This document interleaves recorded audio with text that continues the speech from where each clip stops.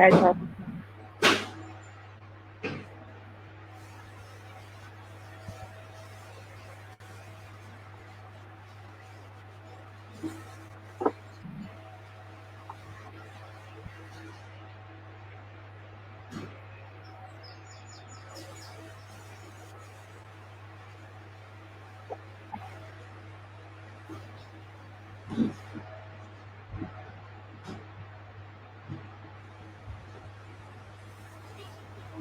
Oh, God.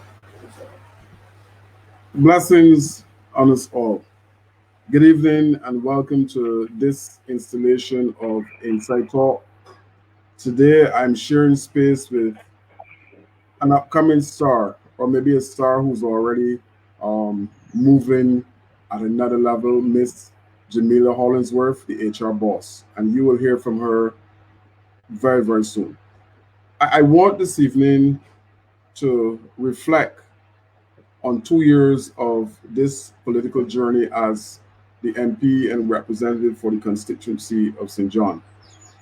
There are too many people for me to identify each and every individual who would have helped me to be at this particular place this evening in time. However, there are a few that I believe I should note. One, from starters, would be Miss Pat Pars, who is the fixer in our party. Her guidance in the initial stages was critical. My senior minister, Mr. George Payne, whose guidance again was also important in the process of my growth in the political arena. And of course, our political leader, the Honorable Mayor Amor Mortley, who is now our Prime Minister. Leadership is important for those who you're leading to grow. It is exceedingly important. And I want as well to thank all of those who would have find the time to endorse this particular segment or this particular session of Inside Talk. You would have seen it on the Facebook page, those who took the time to say, tune in this evening to what is going on. Now, as I mentioned, this is a reflective period for me. Last week, a week ago, we would have celebrated 2 years and we did our church service, so I couldn't come then to share or to reflect on what happened, and I'm doing that this evening. Now, this journey would have started in October 2017 on the 23rd at St. John Primary School, where several persons from the branch believed it was necessary for change and believed it was time to give somebody from St. John, a homegrown person, an opportunity to step forth to service. And my good friend, my brother, Marcus Stevens, would have played a serious role in the start of this political journey prior to October 23rd and leading up to May 24th, 2018. So I want to also extend a heartfelt thanks to Marcus. The other persons right now who are assisting, and they know who they are. And again, to you, I say thank you. In 2 years, we have met some serious financial challenges as a government. So therefore, a lot of the things that you would have want to happen, things that you were trying to achieve in that 2 year period, it was almost impossible because of the fact that we were struggling financially as a government, as a country. Nevertheless, some of those promises that I would have made during the campaign to bring about change in the constituency of St. John, I'm pleased today to indicate that some of them, a small amount, but some of those changes materialized during the course of the last 2 years. One, I would have promised at the time in Welch that one of the things I would try very hard to do was to regularize the tenancy of those of persons who are living within the constituency of Bath and Welch. And to date, I'm pleased to report that the complete area in Welch Village was surveyed by the Ministry of Housing, and persons were issued with letters that would allow them to the owners of what we normally term a piece of the rock. Very, very pleased that those persons now have a sense of security as a result of being able to purchase that land. And I will be in the area sometime this week handing out more letters to persons who qualify so that they can make representation to the ministry to purchase their particular lot. The Palmer's Road was in a state of disrepair for a very long time. And that is one of the roads now that is fully repaired, smooth, completed in the last 2 years. One of the critical things for me now and going forward is the removal of pit toilets from the landscape in the constituency of St. John. And I have been able to do exactly that, to ensure that several persons who had pit toilets in the constituency of St. John are now using waterborne facilities as a result of the social engineering of this government in the last 2 years. And I would mention maybe at the end, but one of my primary focus right now is to ensure that all pit toilets within the constituency of St. John are removed during this political journey. It may not be in this first term, but in the second term, for sure, they will be replaced. And those persons will have a sense of dignity. Every single morning over the last couple of months, all of us got up and had to check our humanity. You had to check who you are as an individual and give thanks for those persons who are helping as it relates to this COVID-19. We cannot afford not to help those persons. To that end, at this point, again, I am pleased to indicate that close to 500 hampers were distributed through the constituency of St. John. No easy task, but there is a need to help persons who right now are finding it exceedingly difficult to cope. And you will not see those pictures on my Facebook page, but like I said, close to 500 hampers and vouchers were distributed to those persons who are deemed to be the most vulnerable in the constituency of St. John. And that particular process will continue until we can find some way of one person's going back to work, or that some of the things that I would have identified in the previous sessions come into fruition. Those school children at the 3 primary schools in St. John over the last 2 years, and I want to thank Mr. Truss and Mr. Wills, who came forward and ensured that all of the class 3s at the 3 primary schools in St. John received tablets. And almost by, I don't know if you call it divine intervention, but now I am sure that those who receive those tablets in the first year are now using them in class 4 as a result of what is going on with COVID. One of the things that I would have done to try to generate some commerce among those residents who do drinks, who do food, over the last 2 years was to stage the Charles Griffith T20 competition that grew from year 1 into year 2 and is getting bigger. Unfortunately, this year we will not be able to stage that event, but it is coming. A return to farming. One of the things that we're looking to do in St. John is farming.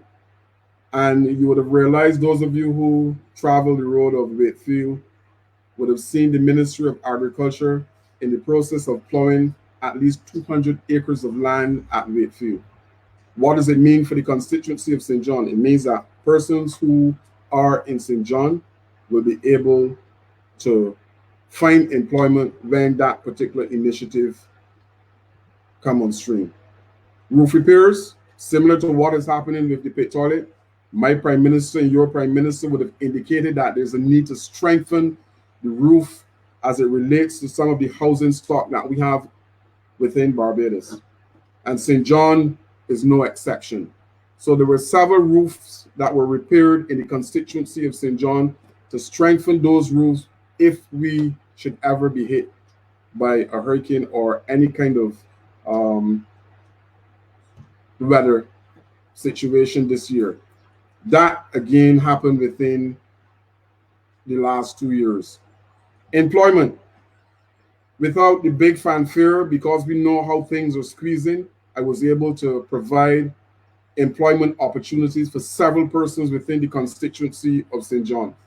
So those persons know who they are. I will not identify names, but employment was something that was generated during this period. The constituency now have 12 new JPs to help with the process of signing, of doing whatever it is that JPs do. And these JPs were strategically placed within constituencies where no JPs existed. In addition, adjoining communities can also benefit from those JPs who are in the constituency of St. John. One of the things that I promised during that run up to election was the fact that there was a need to clean Pool Woods to turn it into a national park. And I invite any of you today to drive tomorrow, whenever, by Pool Woods, and you will see Pool Woods in a state of readiness to be prepared for that national park. Now, I know before that efforts were made periodically to clean Pool Woods, but this evening, I can say as a matter of fact that Pool Woods is now clean, clear, and ready for the process of being turned into a national park. Now, one of the things that I did not promise during the election, but is coming to fruition, knock on wood, all things being equal, I am junior minister in the Ministry of Housing. And one of the big things that we are pushing at a national level is housing. We need to get housing back on track. Low income housing for those persons who are desirous of having their own property. I'm pleased this evening to say that the application is actually in at Tongue and Country Planning in the final stages, waiting approval to have a housing development at Pool St. John. Now, it is proposed that in excess of 170, almost 180 lots will be created at Pool for those persons in St. John who would have constantly called or contacted me about owning a piece of the rock.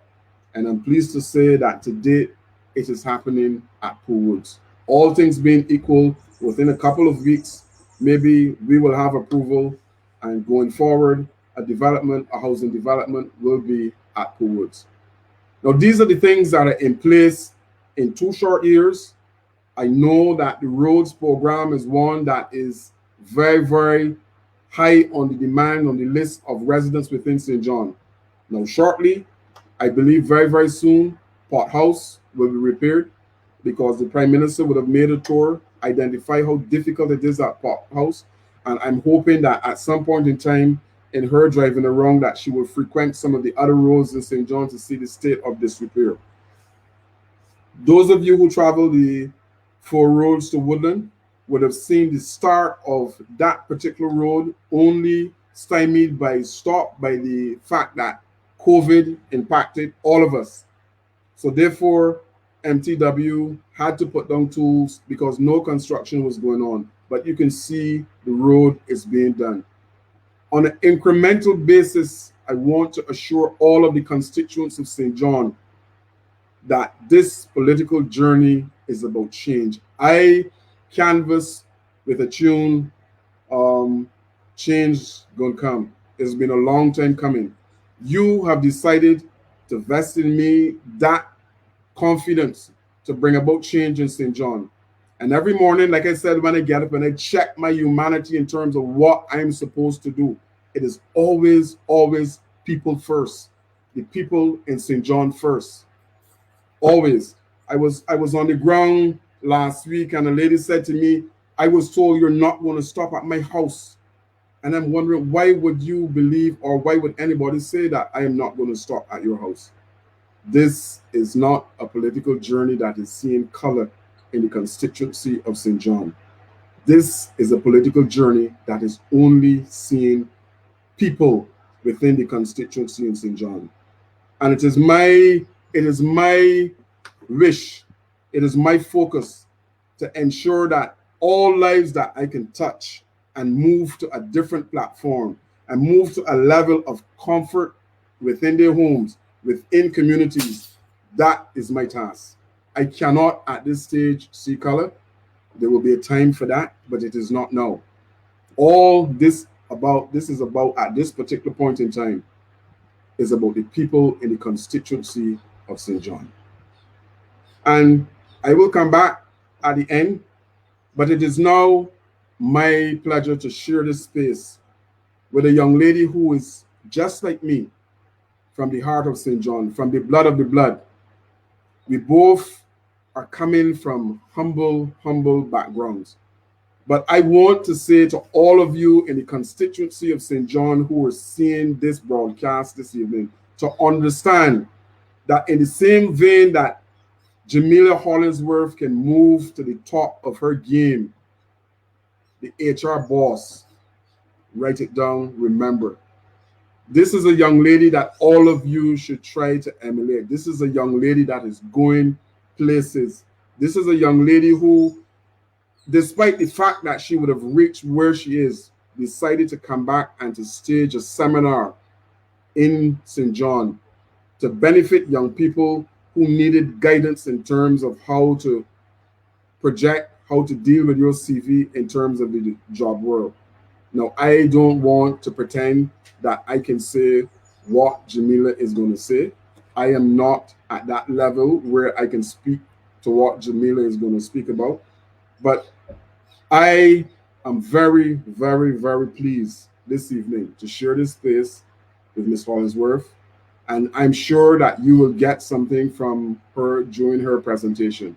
So at this point in time, I want to introduce you to Ms. Jamila Hollingsworth, the HR boss. Jamila?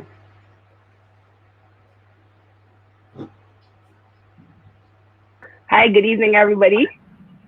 Thank you for having me on Insight Talk, Charles. It's always a pleasure to share with the people of St. John. I am a resident of the parish of St. John for the last 30 years. Um, I have spent all of my life in St. John, and I will continue to do so and give back to the parish that has poured so heavily into me. So, for those of you who don't know me, I am an HR practitioner by profession. I have been practicing HR for over 9 years, and currently I serve as the HR manager of a tourism institution. I am also the owner of the HR Boss, which is a boutique HR firm in the Caribbean. We serve people in over 27 countries. So a lot of people have called our hotline. The hotline is listed below for all of you who are wondering. We have a hotline for people who have been displaced, residents of St. John who have been displaced during this COVID-19 period, and we are willing to help you. So whether it be your resumes, whether it be helping you brush up on interview tips, or pointing you towards the right direction in terms of getting jobs, we are here to help you. The minister is committed to helping the people of St. John and committed to using the resources that we have in the parish to help each other. So that is what I'm going to be doing today. I'm going to try to break down this session into 3 parts and go from there. So give me 1 second.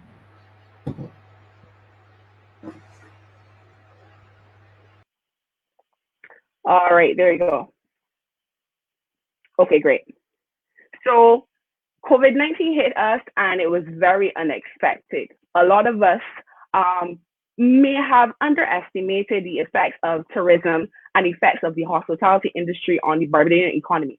We might have underestimated how much tourist arrivals and how much spin-off jobs come from that, from the taxi man to the ride cabs at the airport to taxi operators to Airbnb owners. All of us initially, well, ideally are affected by the closing of the ports, right? And particularly in St. John, I've seen a lot of people lose their source of income in the parish. So the first thing we want to realize is COVID-19 has affected the entire world. It is not an isolated incident of just Barbados. People all over the world are dealing with the follow of this. Up to 2 weeks ago, 30,000 people in Barbados have filed for unemployment, and that number is climbing every day. This is in addition to the numbers that were already at NIS before COVID-19 hit. So what you have is about 20% to 25% of our workforce being impacted by COVID-19. That means a lot of things for the people of St. John and the people of our country in general. What does it mean for us?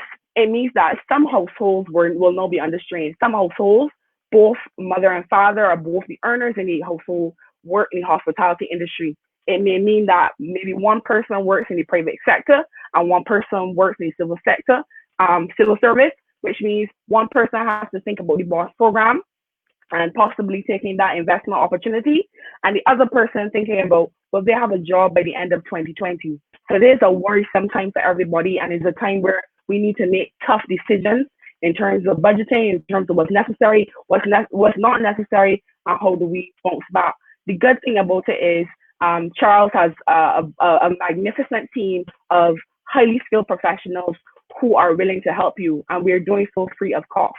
So if you have lost your job and you are a resident of the parish of St. John, or you are from the parish of St. John originally, but you live in a different parish, please contact our hotline at 255-4540 or the branch office, where we will be reviewing your resumes and offering one-on-one help on where you can find job opportunities. So that's the first thing. It affected everybody. The second thing, what can you do? Now, what can I say for school leavers who are joining us on this live? There will be new employment opportunities. New businesses are coming out of COVID. 4 weeks ago, we could have never gone delivery in St. John, and now everybody's doing delivery in St. John. I got a delivery from Burger King to my door, and that is it's quite commendable, because before St. John and St. Lucie, we were seen as too far to deliver to in terms of food services. So people are being innovative, people are losing jobs, but people are being innovative and seeing what services and products they can offer to the market in order to earn an income for their family. So what I would say to you, COVID-19 is showing us we can use the skills that we have, use the resources that we do have to implement new products and bring new services to the market. During the course of my presentation, I will be taking questions. So if you have questions to ask me, you can drop them in the chat box and I will be answering questions. Okay. So those who are graduating from BCC, SJPP, and UV, there's no concern. There will be new opportunities. My advice to you is, one, focus on technology. Technology is major. Everybody who wasn't into tech is into tech now. Before, the structure of our workplaces wasn't structured to accommodate working from home. If you wanted to work from home, if you weren't feeling well, most organizations in Barbados pushed back against that. But now, in the light of COVID-19, everybody has to work from home. It's kind of mandatory. So what we saw was organizations now trying to put systems in place, put technology in place in order to accommodate everybody. So now, I would recommend to employers, now that we're coming out of COVID-19 in phases, is to keep the flexible working policy. It is pertinent for us to move to flexible working. It is pertinent for us to move to staggered working hours where necessary, not because of COVID, but because of the amount of productivity it yielded. Now, I sit on a lot of boards and I follow HR practices around the world. And it is proven that employees now at home are working harder than when they're in office. You're in a more comfortable environment. You don't have to stress and worry about transportation and traffic and gas money. It's a lot more comfortable environment to most people. So a lot of people are working extended hours and are giving their all and the hours that they're comfortable in. Now me, if you're like me, I work better at night. So I like from 4 until 9 p.m. or 10 p.m. Those are my prime ideal hours. So coming into the office from 8 to 4, those aren't really my prime hours to shine. So I really have to push through because I'm not a morning person. Flexible working arrangements gives you the opportunity to kind of like prioritize and set up what is your best way to work so you can produce the best results. So I would recommend for employers, anybody who may be watching, to keep flexible working. And I think it's something that will happen locally. And I think it's something that will be encouraged regionally going forward. So those of you who are watching, who are now leaving school, now leaving SJP, PPUV, sixth form, that may be worried about employment opportunities now during COVID-19, my advice to you is not to worry. There are several businesses who are emerging who will provide opportunities for you to be employed. Secondly, if you don't find a job, you create your opportunity. If there are no opportunities, you create your own. opportunities. There are countries overseas. You might hear of Uber. Uber is a ride-sharing app. Uber Eats. Uber was created out of the 2008 recession. So out of great necessity, there are people who are innovative. And by no means, St. John has some of the most brilliant people in Barbados. When we were canvassing, we met some young people who were born, bred, raised, and educated in St. John. And we were blown away by the amount of talent we have in the parish. So one thing we've always lacked in St. John is infrastructure. We've lacked the resources. We've lacked somebody to harness the talent, harness the education that we have, and to help people to advance forward. And I think Mr. Griffith has done a fantastic job of getting the right people in the parish, harnessing the talent, and creating a support system for young people in the parish to advance. Number three, the other thing you can do in this COVID time is to work on your resume, whether you are employed or you're unemployed. Your resume should not and never will be a static document. Your resume is your introduction to us, the recruiter.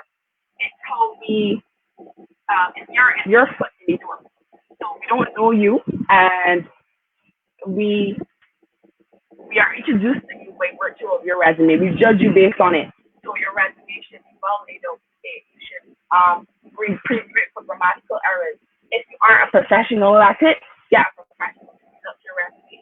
Like I said, we're offering these services for free through our hotline, which Sandy will put up on the sticker below, right? So if you have a resume, you haven't been looking in the world, no, it's time to be looking because you may be in a job now, but you may not be in one next month.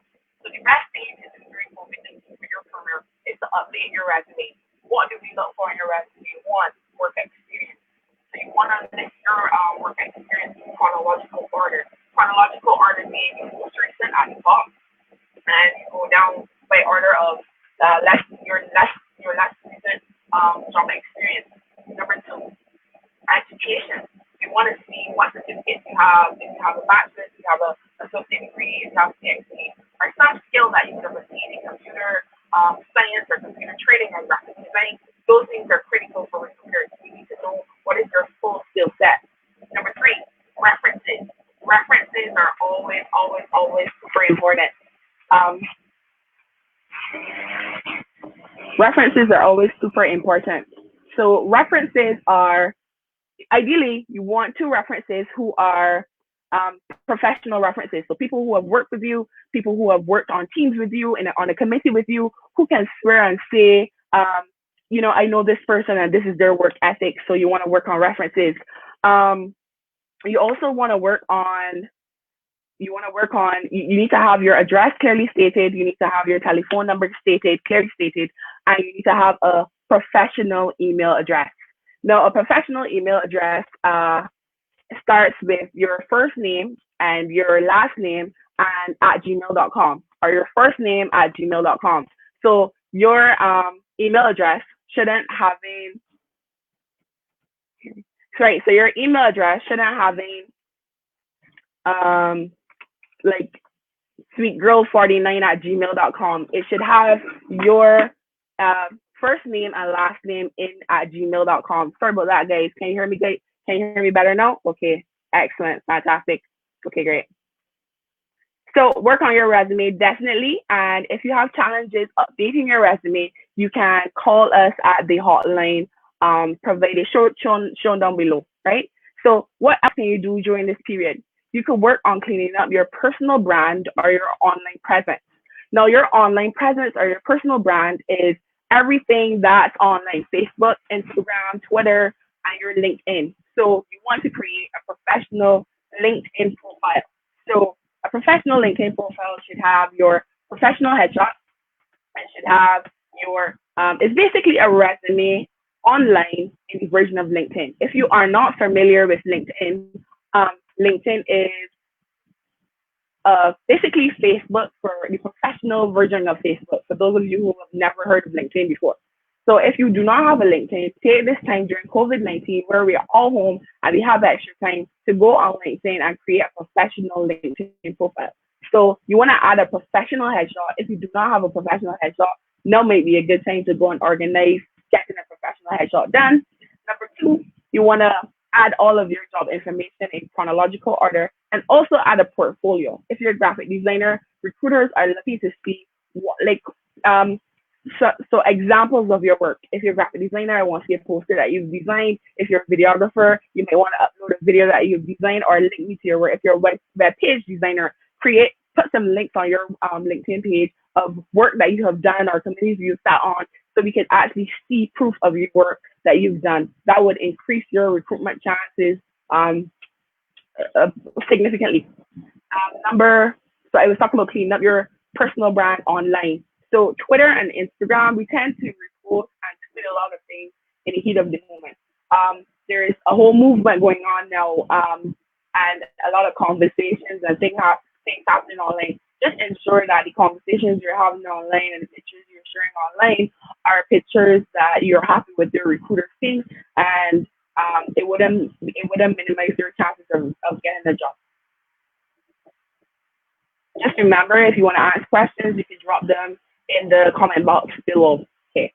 So the next thing you want to do after you've cleaned up your resume, you've reviewed your LinkedIn and cleaned up your personal brand, the next thing you want to do is get familiar with the new way of interviewing. Interviewing techniques have changed significantly in the past 10 years. So when I came out of school 9 years ago, there was a traditional style of interview where you go, you have your application, and you go into a job, and they would ask you questions based on how they feel about you, or they would ask questions based on your resume or how smooth the conversation goes. Tell me a little bit about yourself, where you want to work for us. That does not happen anymore. Interviews now are competency-based interviews. So there's competency-based testing. So what does that mean? Every single candidate are asked the same questions. So every single candidate, they're asked the same questions. So it takes the subjectivity out of interviewing based on how you look or how the flow goes. It is more of these are the 10 standard questions and the competencies we're testing on. So if the competencies we're testing on are how meticulous you are, if we're testing on communication, if we're testing on your ability to be analytical, questions will be centered around those specific competencies. So in this time, you want to research what is competency-based interview testing. You want to research what is the best way to respond to these questions. And really, what we're looking for is the SMART technique. So you want to answer questions by what is the problem, what is the solution, and what was my role to helping the problem being solved. So, for example, if we give you a question and say, tell me about a time you had to deal with an irate customer, a customer who was so rude to you, we're expecting you to give us practical examples of how you dealt with that customer. And in hindsight, if you could have dealt with the customer any better, because we want to see that you're thinking and we want to see that you can analyze with practical examples. So I'm going to take two questions. The first one is from Kobe. Can employers see my social media even if it's private? Not generally, no, but there's some companies I've worked at Sprint before, and they have technology that they can see some of your retweets they can see. We have another question from Tricia. What advice would you give a person who was considering a career switch and moving from private sector to public sector, specifically in the teaching profession, given the time we're in? The thing is, right, teaching is a job that will always be necessary.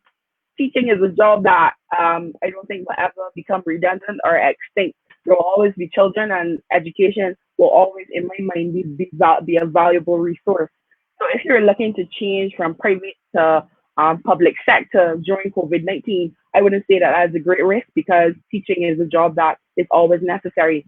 I know there are several challenges right now that teachers are facing in terms of getting acclimatized to Google Classrooms and Zoom and different technology, but I'm sure that once they have the necessary support and the technology, that will be earned out. So I would advise you, if you want to transition, to do so.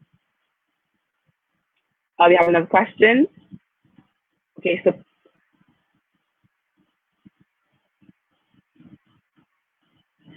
Pia is saying interviewing has also gone online with video interviewing as a result. Comfort with technology is critical. Absolutely. So as a result of COVID-19, we are having to hire and do performance reviews online, and I believe more of that will happen. Video interviews have been happening for a long time, but in Barbados, we tend to still prefer the face-to-face interaction with candidates. But I do believe that this is something that will continue um, will be blended with face-to-face interviews.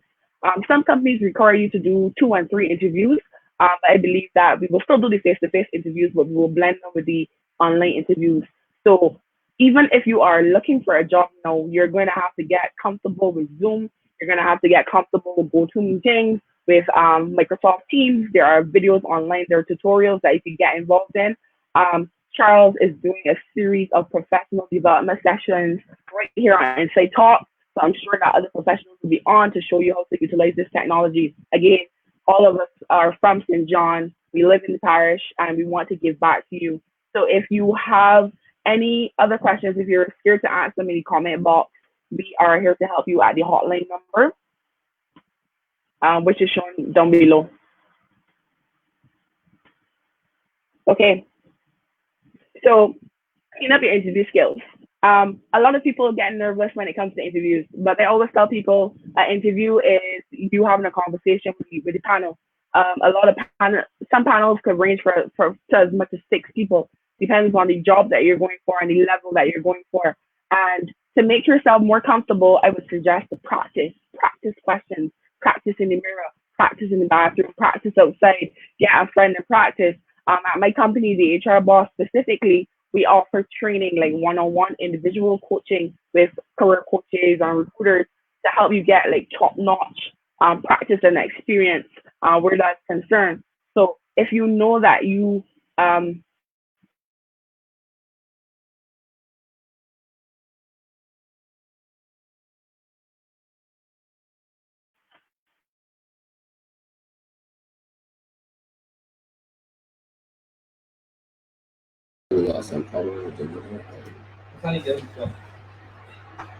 Still here.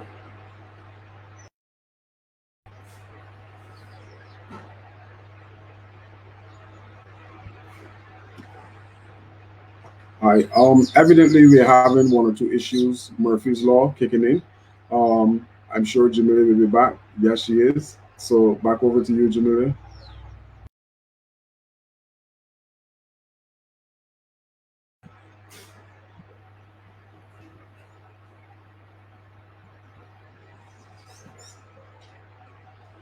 Right, Jamila, are you back as yet? All right. So while we sort out the kinks with Jamila, I will continue and she will come back. I mentioned just now, or earlier, I mentioned some of the things that I was able to accomplish thus far on this journey.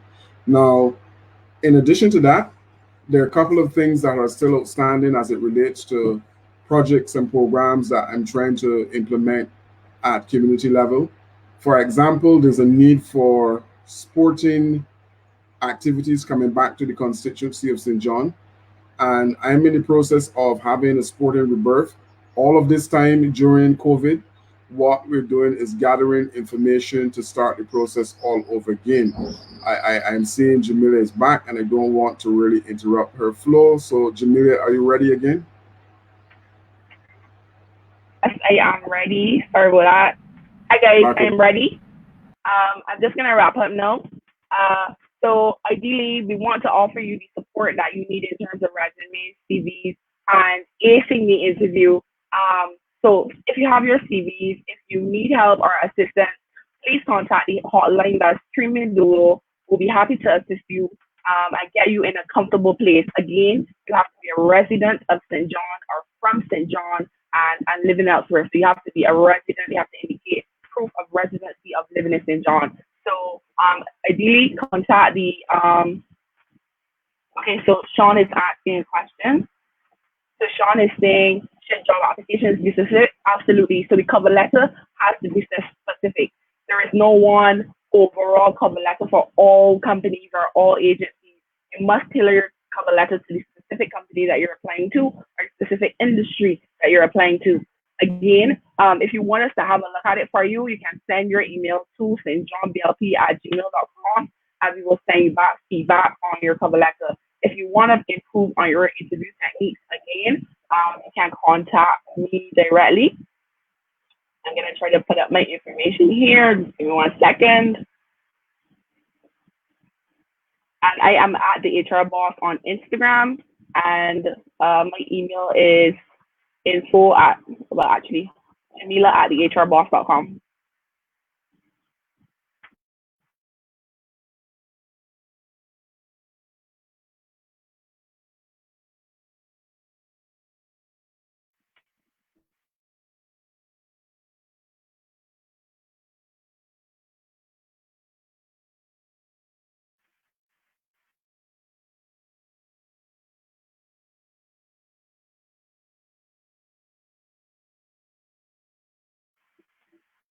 If you need help with one-on-one interview coaching. Thanks, Charles.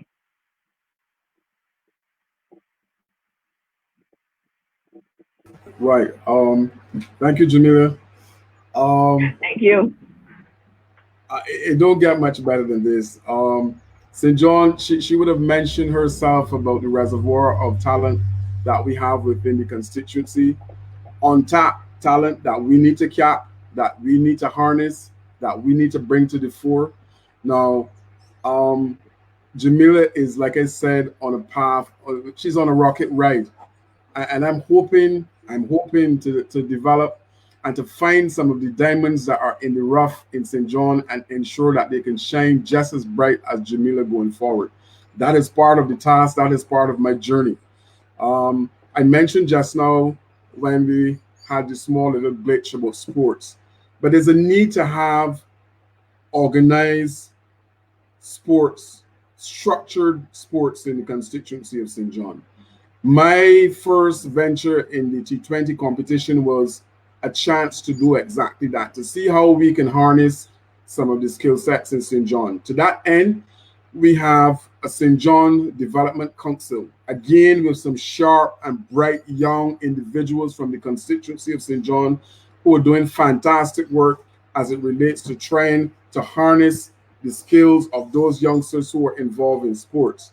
Now, it begs me to mention our two ambassadors, Jamal and Danny, who are the ambassadors for this year. Unfortunately, COVID would have impacted in a significant way, but I know part of their project is to engage with sports and to see the opportunities that can come from sports as it relates to starting your own business. So sports is coming. I am in the process of, like I said, formulating plans. Just before COVID, there was a situation where we were about to launch a track club at Gore Hill, but it is coming. The coach is in place, and everything is set to ensure that that particular track club is coming to St. John, because we have some athletes at the three primary schools that, again, I believe they should be trained in a type of way to maximize their potential. We have a playing field, so therefore they should not have to go to St. Michael or any other constituency to do training when we have the facilities at St. John, and we must utilize them. Culture. I am aware from my perch, and you would have heard not only from my perch, but you would have heard the Prime Minister and the Minister of Culture, the Honorable John King, spoke to the fact that as a result of COVID that impacted on Cropover, impacted on NIFCA, a lot of the funds will be used now to do training as it relates to culture.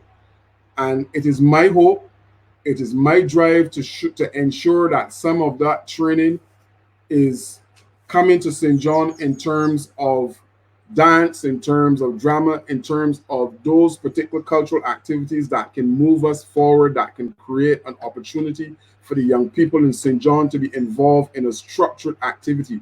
Because I'm aware that as a parent, that is what you want for your child or for your ward, for them to be involved in a particular activity that will help them to grow as an individual. And culture and sports provide the discipline, and those things will come to the fore in St. John. I'm not forgetting my senior folks. Plans are in place to see how best that we can interact with the National Assistant Board to see what particular programs we can get into St. John for those particular folks who are in their sunset years to engage in activities that are fulfilling for them, activities that they can go to on a weekly basis, and engage in practices that they enjoy to the max. And so this is an all-encompassing project that we're looking at in St. John with the assistance of the St. John Development Council. We will try to be rolling out some of those activities in the near future. Only last week, I had discussions with the Maria Holder Trust about providing some training in St. John, or building out a structure in St. John that will provide training for employment for those youngsters who are out of school, who want to retool in some cases, to provide an opportunity for training going forward. And that is coming. I mentioned the farming program. Yesterday, I was on the ground, and I was approached by a number of youngsters in terms of farming. They want to get involved in farming. In my community yesterday, I was approached by another youngster who wants to farm 2 acres of land. Now, we have a lot of arable land within the constituency of St. John. Yes, the Ministry of Agriculture, under the leadership of my friend Minister Indar Weir, is making hay while the sun shines. Like I mentioned, you can see at Wakefield that land is being plowed to put back into agriculture.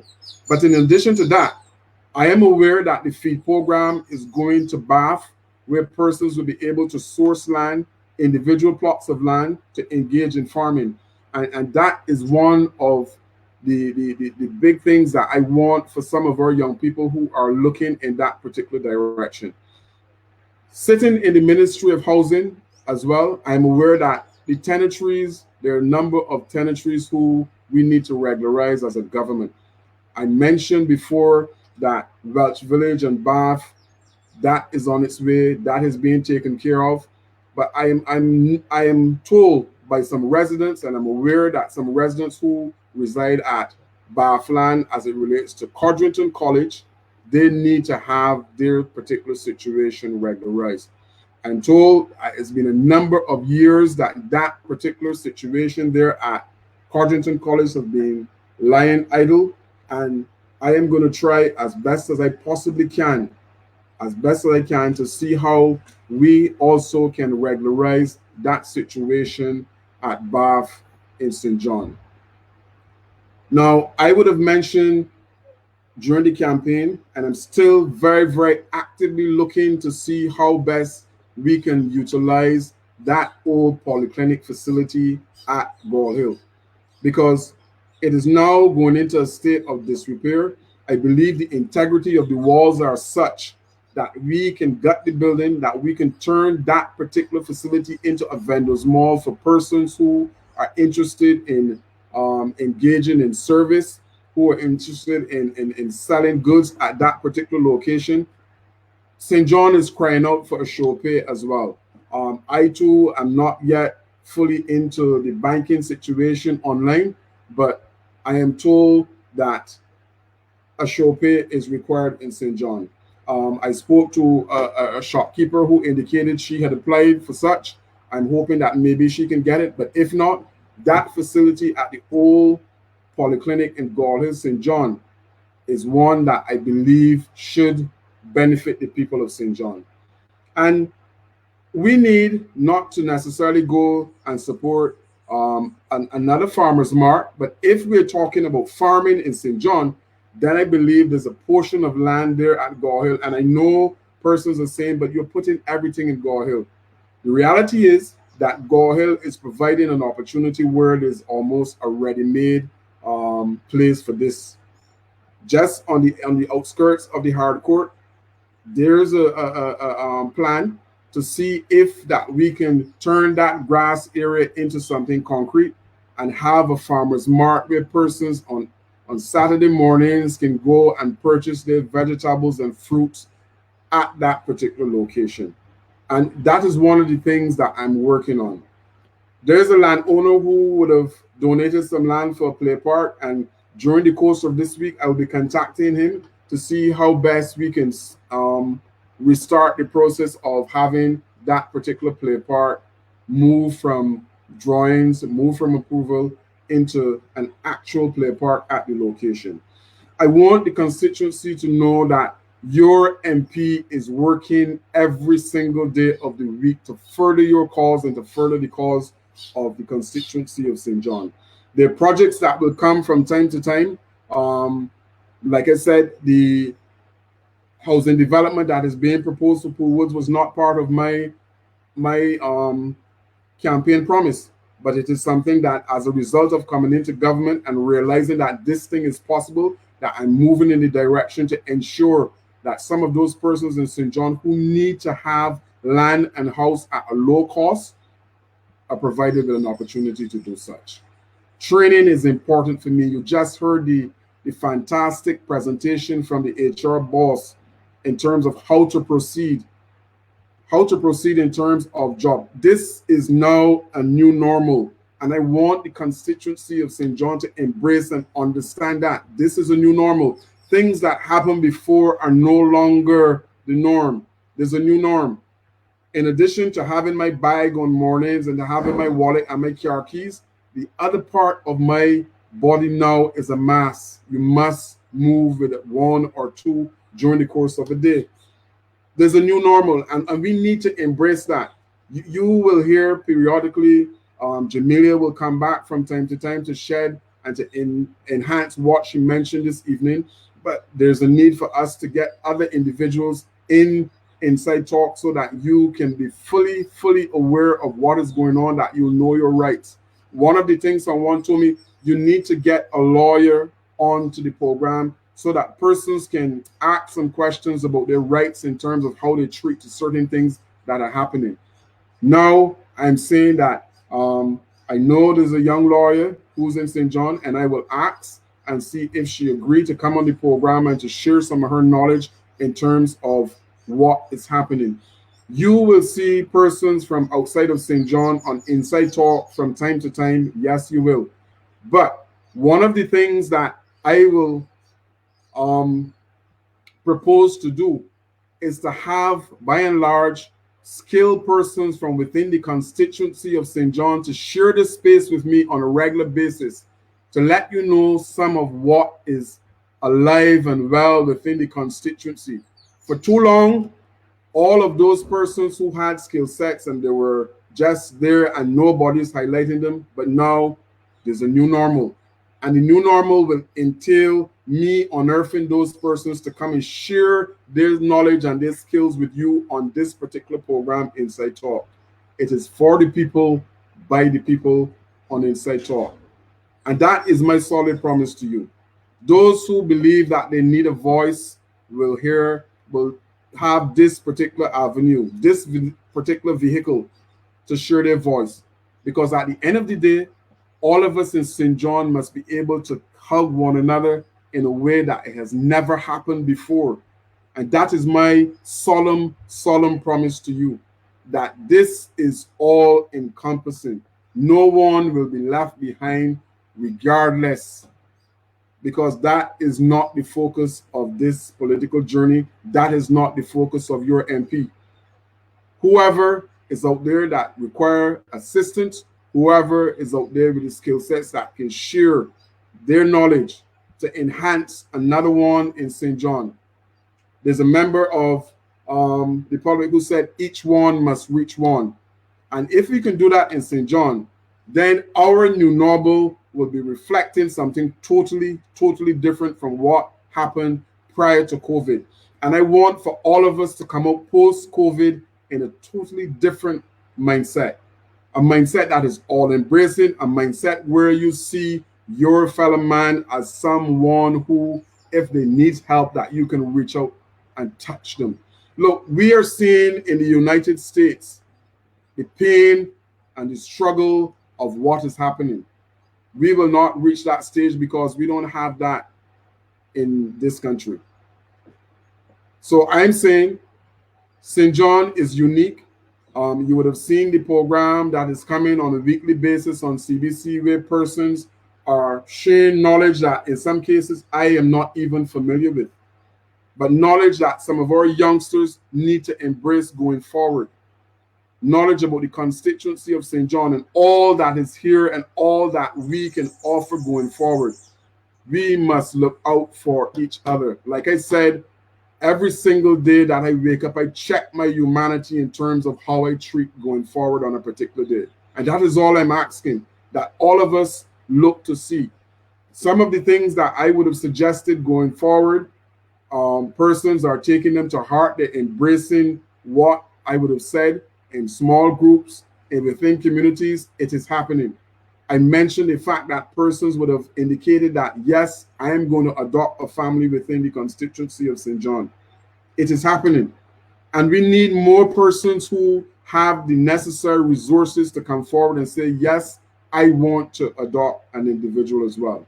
I planted a seed last week while I was in the ground in a community about starting a community group within that particular community via WhatsApp. Persons seem to embrace the concept, embrace the solution, the suggestion that that particular community group can start. And I explained to them what can happen. I mentioned before, and I just want to repeat it again, that every single community within the constituency of St. John should have that community scholarship for somebody in the constituency who's less fortunate. My branch is currently embarking on a food drive. You will hear about it going forward, but the idea was positive. The idea was suggested that we should start a food drive within the constituency of St. John to help one another.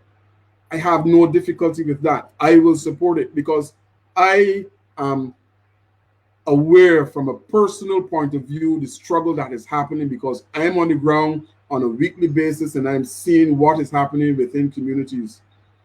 And I'm suggesting that if we can start that particular food drive, then I am sure that we will go a long way in terms of helping persons within the constituency. There are persons who would have offered teaching. They want an opportunity to assist. They want to reach out and help persons who are struggling. Look, you and I know that education is the great equalizer. We know that education is that vehicle that will take us from one stage to another in life if it is done correctly. And I welcome all the assistance that can come from you who are qualified in the teaching profession. I have persons who said yes, they want to be part of the process. And I am saying that we will do it. We will find a location. We will find, right now, my branch office is used on Saturday morning, or was used on Saturday morning, to host lessons for persons who require such. And before I close, I again want to thank all of those persons who during the past week would have endorsed today's Insight Talk. It is very humbling to come to you on a bi-weekly basis to share my thoughts. This evening was different, a new concept where we had the HR boss in providing information. So I am saying to you to stay tuned to Insight Talk. This is about reaching out to the constituents of St. John. I am still, again, let me say, I'm still living in St. John, regardless of what you would hear. I see you, Jennifer, in relation to the food drive being a great idea. And I want other persons to get on board. Okay, someone here too is would like to connect regarding teaching a new skill in some of the constituents. Look, all you need to do is to get in contact with the branch office, get in contact with myself, call the hotline, and we can do whatever is necessary to move our people forward. It is time that we need to help. We need to make sure that everyone is at a stage where they're at a comfort level. And the only way we're going to do that is if we come together as one within the constituency of St. John. Just come together. That is all that is necessary. Forget the color. at this point in time. It doesn't matter. There will be a time for that. But at this particular point in time, all of these skill sets, we're putting together a database where we have all of those persons within St. John that have particular skills. We're putting together that database that will benefit persons from within the constituency of St. John. In the same way that Hassani and Bush and all of the others would have come together and said, let's put the shops out there for persons during this period that they can see what is going on. We need the ideas to come from you, and we will make them happen, because this is still one St. John. And at this particular time, again, 2 years in, I want to say thank you from the bottom of my heart for those who entrusted me with the opportunity to be your MP, the opportunity to service you the way how it is supposed to be. That as an elected member of parliament, I am a servant to the persons, to every single one in the constituency of St. John. And from now until the end of that particular time, that will be my focus, to be of service to every single one in St. John.